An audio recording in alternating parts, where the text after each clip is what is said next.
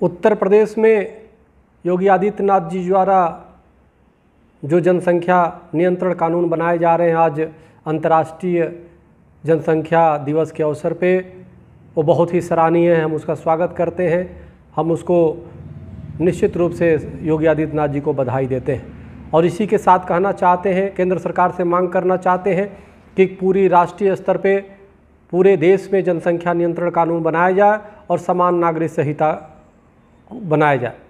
इसका विरोध, जनसंख्या नियंत्रण कानून का विरोध वही लोग कर रहे हैं जो 4 और 40 वाले विचारधारा के हैं, जो एक जिहादी मानसिकता के हैं, और उसको हवा देने का काम जिस प्रकार से विपक्षी पार्टियां कर रही हैं, निश्चित रूप से मुस्लिम तुष्टीकरण की पराकाष्ठा है। और ये पराकाष्ठा न सिर्फ देश के विरोध में है बल्कि समाज और मानवता के हित में भी नहीं है।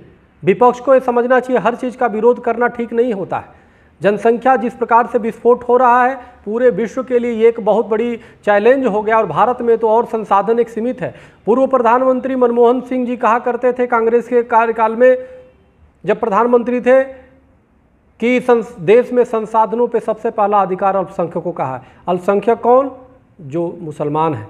अब जरा सोचो जरा कि आज जब क्यों एक वर्ग को पहला अधिकार होगा। हम तो ये चाहते हैं और देश की वर्तमान भी सरकार हमें लगता है इस बात को समझ चुकी है और देश भी चाहता है कि देश के संसाधनों पे पहला अधिकार सभी का हो और किसी को भी संसाधनों की कमी ना हो। इसमें बुरा क्या है?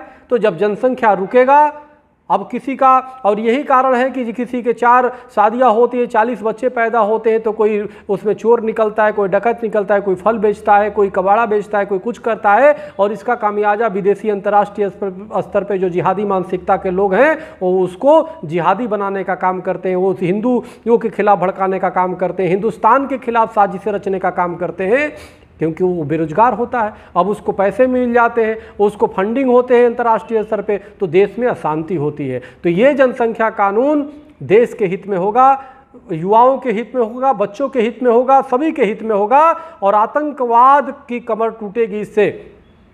और हर व्यक्ति अपने जो बच्चे पैदा करेगा उसके प्रति जिम्मेदारी, रोटी कपड़ा मकान सुव्यवस्थित करेगा।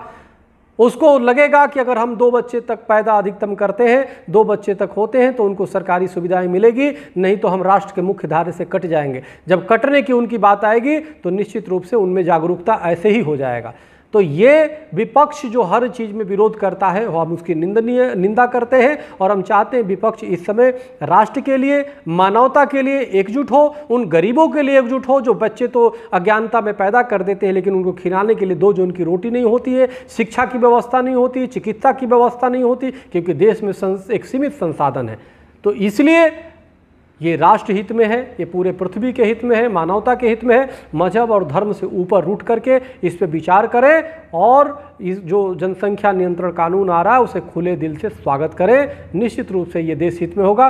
पक्ष और विपक्ष सबका एक कर्तव्य बनता है कि मिलकर कानून का समर्थन करें और राष्ट्रीय स्तर पर भी इस कानून को लागू किया जाए और समान नागरिक संहिता और जनसंख्या नियंत्रण कानून को राष्ट्रीय स्तर पर भी बनाया जाए। बहुत बहुत धन्यवाद। हरिओम, राम राम।